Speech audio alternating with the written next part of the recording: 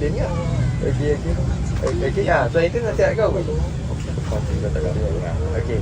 Untuk soalan kedua tu. Contohlah kan, ni agak mustahil lah. Memang mustahil lah.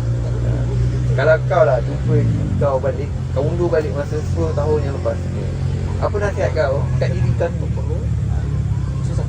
Jangan sia-sia sangat.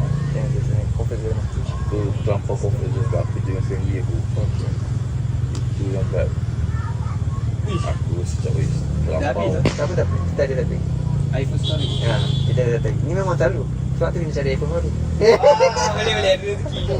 Sebab terlampau selesa dengan tu yang jadi tak kembang lah.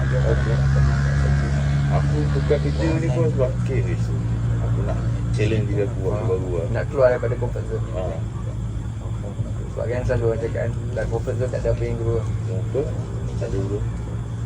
Sebab aku nampak jenis aku kerja 10 years tu, apa aku achieve, aku boleh tolong orang tua aku je lah. Ya.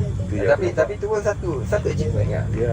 Tak semua orang dapat buat benda ni. Benda tu benda besar bagi aku. Tapi untuk diri aku tak ada dengan Kau rasa nak dapat something dia lah. standard lah manusia. Ya. Kita mesti aim ke depan. Kau makin tua, komitmen makin tinggi. Faham. Itu je.